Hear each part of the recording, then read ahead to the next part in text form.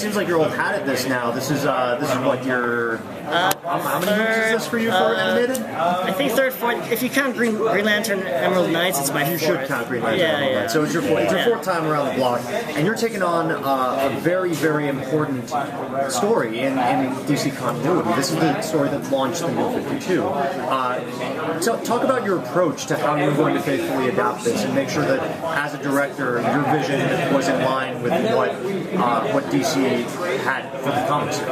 Okay. Well, one thing with the process that I do is I do a lot of research.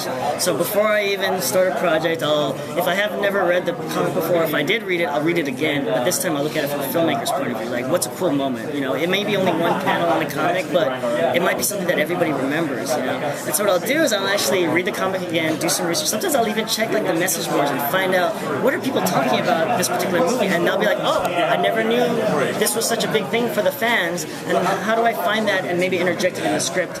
Normally, the script has some of those benchmarks in there, but other times, you know, I kind of have to kind of massage it in. You know, like maybe like a backstory on Thomas Wayne. You know, it wasn't quite covered in the script, but I knew that in order to keep it within this faithful kind of universe, how do I interject that maybe in a flashback or something? So this is something that James Tucker and I kind of discussed, like what do we like about these crossovers, what we don't like, and then try to pick and choose so that it still keeps the story flowing and it keeps it organic.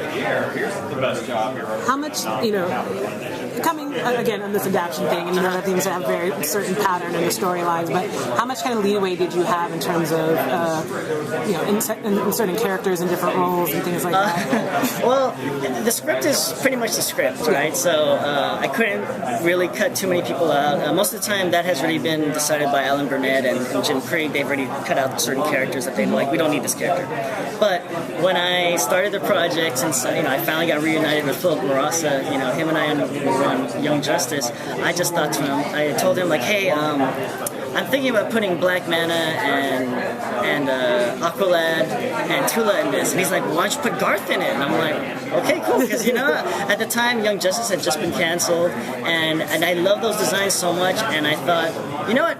The only thing that I didn't really like about the original storyline, I didn't buy the fact that it was just Aquaman and Ocean Master taking over the world. I just thought, what if it was their rogue scale? Like, all of the guys associated with Wonder Woman and them who took over the world. So if you look at the guys that are around Aquaman, you'll see all the ones that I mentioned. But if you look at Wonder Woman's characters, this is a little Easter egg for you guys. I'm a big fan of Lauren Montgomery's Wonder Woman. Right? I actually worked on it with her. So she has an honor guard that is always with her, and so I used all of the characters from like Persephone and all of them. They're all her honor guard. We changed them up a bit, but those are all the characters you'll see. They don't have really talking parts, but that was my idea. Is that these are the super Amazons, and so you get an idea of why the Amazons were able to take over, you know, England, and why the Atlanteans were able to take over there, because they had such a powerhouse of, because there were no Justice Leagues, you know, they had a powerhouse team.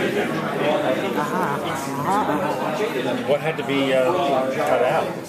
Oh my goodness. What was the hardest choice? Yeah, the hardest cut. Yeah, there you go. I mean, some of the things in the comic, like Element Woman, and some of the kind of twists and turns they have in the comic that works because you're dealing with a monthly title or a weekly title, just didn't quite play out, because it's like suddenly the character changes and there was no time for character interaction or kind of development. So a lot of those things were cut out. I was thankful that Grifter stayed in the script, because I'm a huge Jim Lee Grifter fan, and I had only seen him in the Wildcats cartoon. So now I'm like, hey, I get to actually put him into the first DC animated film. So it was funny. Phil Brosnan and I went back and forth on the character design, because Phil wanted to do a more Travis Charest type of look, you know, very Splinter Cell without the coat, and I was like, no, he's got to have the coat, because it's that very 90s look. And so then we went back and forth, and finally, you know, I didn't put my foot down. I just came to a compromise, because that's what directors do, come to a compromise. And I said, hey, we'll start off with the coat,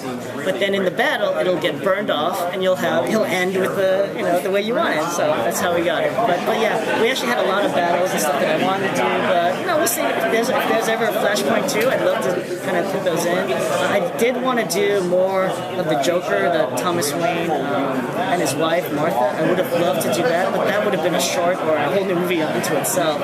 So who knows? If this sells well enough, maybe we'll get to do that. You know? We've talked about action in the past, how tough it is for you. make sure that things stay fresh. Yeah. What was interesting about this one is it wasn't actually necessarily Superman, nothing against Man banging somebody into a skyscraper. Yes. It was more about the award itself. Yes. So was that exciting? I mean, to be able to play sort of different kinds of action? So here's the thing. One of the problems I have with whenever you, especially in animated films, whenever you have it's written, all hell breaks loose or epic fight here, the storyboard artist and the director, I just want to rip my hair out because it leaves it right? And one of the things that I wanted for this end battle was I told my crew and what I was trying to go for is I wanted Saving Private Ryan feel. Like when the tanks come in at the end of Saving Private Ryan during that whole I wanted London to just be just a demolished landscape. But if you watch the movie, there's little touches where you see British tanks and planes crashed here and there, so you get an idea that there was a battle before the battle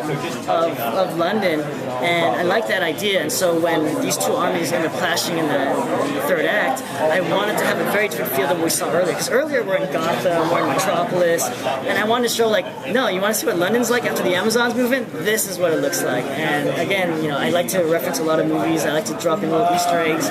So some of my references you might be watching, be like, hey, was that a Die Hard reference, or was that again Saving Private Ryan? You'll see a lot of that. I always like to do it with every film. I have a little bit of that.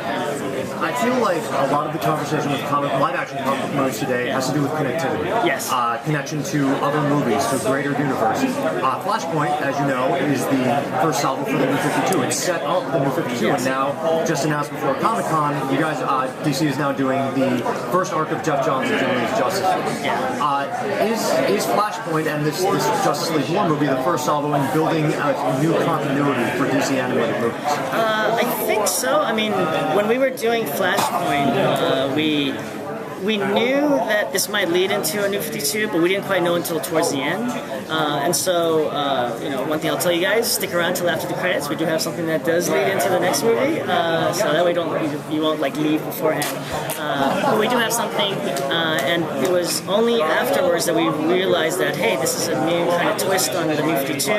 And the nice thing is because James Tucker's kind of taken over for Bruce while he developed his own stuff, it was kind of a way for me to do things a little differently than Bruce does, because in Dark Knight Returns, it was kind of like Bruce's farewell, at least for a little bit, and so I had to make it it's almost my love letter to Bruce Timm, Bruce, this is what I loved about your stuff, and this is, and so with James now at the helm, I had a lot of ideas. I was like, hey James, is it okay if because this is so different, what if we did the action so much different than we've done before? Because normally it's that very operatic, and for me, I love anime, and I want to bring a lot of the kind of over-the-top action to the DC universe, because it's a different feel, especially since it's a New 52. It hasn't been the groundwork hasn't been laid out. So what you'll see in this movie and in the next one, that the action is very different than what we've done before. And I hope you guys can see that. Was there a particular segment that was really challenging for you to do, or a scene or something?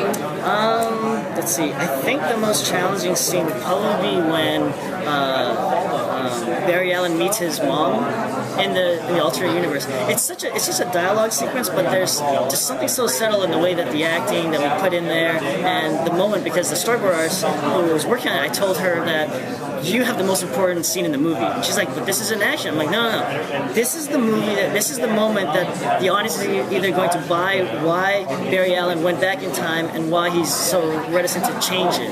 And I told her, we gotta handle it with very careful gloves. So we did the scene over and over again, and I think that was one of the toughest ones because we wanted to get it just right. For Man of Steel, you did a lot of the storyboard work. Yes. We were actually talking, and the neat thing is it kind of builds a continuity with some of the best things about the animation into the live action. Was that trying to aim for that, or? I think what it was that it was really a lot of my own influence in the sense that Zach and he's a great collaborator, and he likes to pitch ideas. And we were in a room pitching ideas, and I was just taking notes, but then I would be like, because Zach would then say something, he'd be like, was that cool? What do you think about it? I was like, that's cool, Zach.